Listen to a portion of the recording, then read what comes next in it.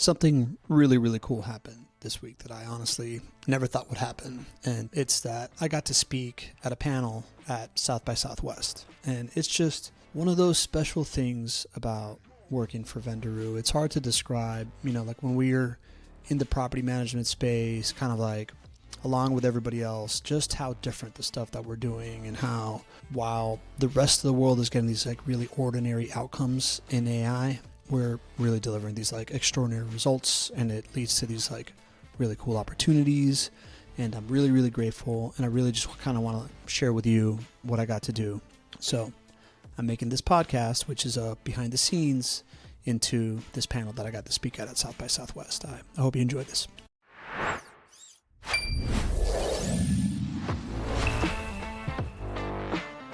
Welcome to the Property Management Framebreakers podcast. I'm your host, Pablo Gonzalez, and I am here to introduce you to the folks in the property management space that have broken the frame of what you may believe was possible. This podcast is presented by Vendoroo. It is your all-in-one AI solution for resolving your maintenance needs. Let's go.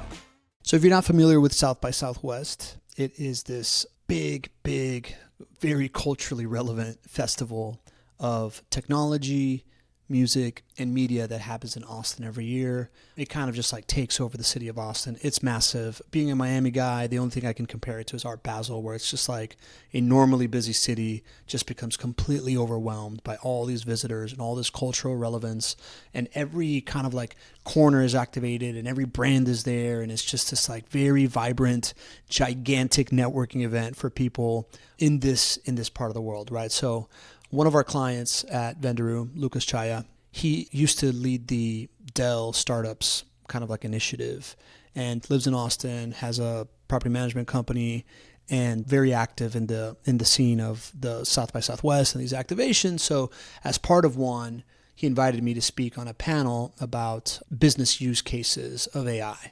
And, the experience was top notch, right? It was done by Casa Argentina, was like the activation. It was this collaboration between the Argentina-Texas Chamber of Commerce. We had a opening night networking event that was phenomenal, like an unbelievable Argentinian chef doing this like wild kind of like gastronomy stuff, molecular gastronomy stuff. It was really, really good. And then, I got to meet the fellow panelists and the other speakers at the event. And quite frankly, it was pretty humbling, right? Like people with these like big exits, somebody that's like head of DevOps for like Amazon, AWS, right? Just out of this world. And it felt really cool to, be out of the property management bubble and be talking about AI and use cases of AI and what people are struggling with. And to think that like Amazon, AWS at a completely different scale, and us going through the same thing, right? This transition of like helping people understand agentic AI and like the line between threat and opportunity and reality and BS and hype and all that stuff. Everybody's kind of going through it. So that felt really, really cool. And then the next day was the panel. So I recorded the panel. I only had a mic on myself to do it. So I'm just going to, and on top of that, you probably don't want to hear the hour-long panel when most of it doesn't really refer to you. So I'm just going to kind of like tell you what the questions was. You're going to hear my responses in the panel, and, kind of just want to share this with you. This was the first question. Lucas was moderating the panel. So he asked everybody to introduce themselves, right? I got to introduce myself. I'm not going to put this here. You know who I am.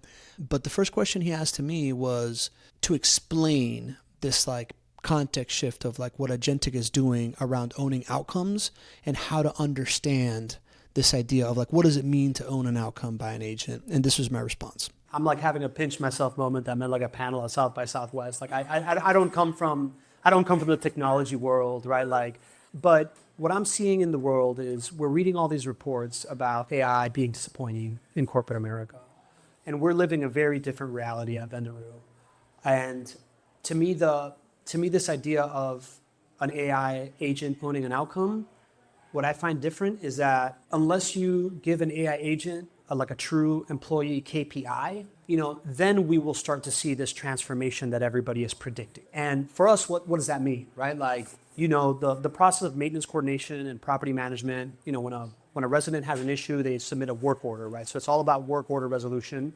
And each work order takes like 17 to 19 touch points and decision-making things that we've automated 98% of those, but that's not a KPI, right? What we think of a KPI that you would give an employee is we've created a 37.5% reduction in time to complete work orders. The industry average is somewhere over 6 days. We're completing work orders in under 4 days, right? So that's a KPI that you would manage to. We are resolving right around 10%, about 9.6% of work orders without costing money, without dispatching a vendor, allowing the resident to fix it for themselves. And to me, when I see it from the outside in and I'm trying to put the story together, I feel like the incremental SaaS mentality that we've kind of like been taught over the last 15 years, in order to drive these transformational outcomes, needs to change to this ownership of outcome mentality that isn't going to be built the same way. We had to take a very different path. Like we started as a outsourced maintenance company. We had humans that were making the decisions and then training an AI and using it as an assistant until the AI started making the decisions, but implemented by humans, until the AI started making and implementing the decisions, right? And that to me creates this like workplace inflection point that we've had to navigate internally. So if we're going to start to see these outcomes being owned by an agent, you need to first understand like what's the KPI, what's the outcome that it's driving, and then how are you going to help me get over that workplace inflection point that we're all going to get to? And to me, those are the questions that as consumers, if we want to see this future that everybody's talking about but being disappointed by, those are the questions that we need to ask. So the next question, Lucas asked the panel to go around and just talk about like, should we be afraid of AI? Like, right? Like what's the right response to fear of AI? And I had a little bit of different answer than everybody else. Here's mine. I think we can all agree everybody's scared, right? What I see about the difference in like the Main Street business and the enterprise and the tech world is while we might see a lot of resources in enterprise and maybe like these redundant layers, these Main Street business, particularly in property management, they just have pain, right? Like they don't have these extra resources. And in our industry, we see it as 70% of people burn out of the industry in under 5 years. There's a normalized 20% client churn. What we see is that comes from this world where, kind of like you were just describing, there's these like defined tasks that everybody has to do just to keep the machine running. And then there's undefined tasks that really add value, really move the needle. In property management, that's like 60 to 70% are just defined tasks to keep the machine running. Imagine if you're a lawyer and 70% of your time was meant tracking your billable hour, right? Like that sucks. Or if you're like a salesperson, 70% of your time was updating Salesforce. That's terrible, right? Like that's the reality inside of property management. So for us, what we're seeing right now, at least in the near future, is that while like the rest of the world is really worried about taking jobs, and rightfully so, in property management, we really believe that AI is going to give humans the jobs that give them meaning and purpose and fulfillment, and actually right-size the jobs for the human scale of capacity, right? So there's no more of these just hiring people just to do the mundane stuff. You're only going to hiring people that feel like they're actually moving the needle, and that's going to solve this, or it's going to really put a dent in that burnout problem that we have.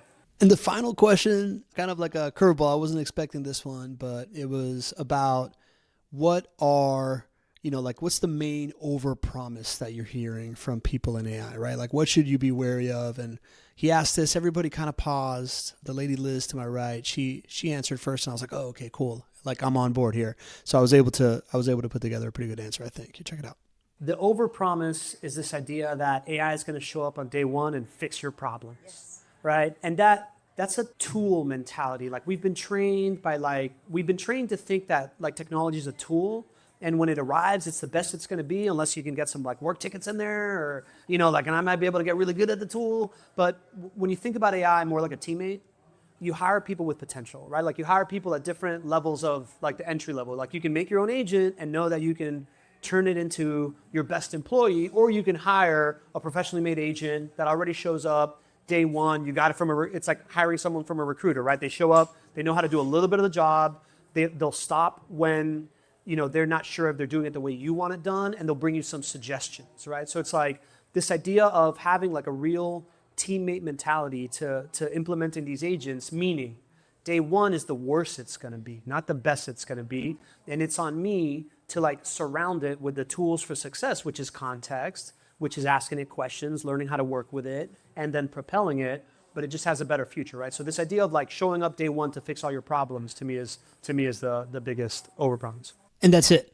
Overall, like unbelievable experience. Really, really grateful I got to be there. Austin is such a cool city, and I'm really fortunate I got to go there, a couple times a year kind of thing. But this was a very different vibe. Just a bunch of really talented people everywhere, and go-getters and networkers, and I got to connect with some folks that I'd really, really, truly care for, and I don't get to see very often because, like all my like LinkedIn influencer friends were there.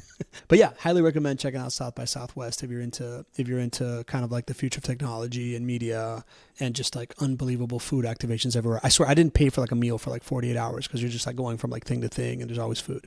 Anyways, highly recommend. Hope you enjoyed this. Have a good one.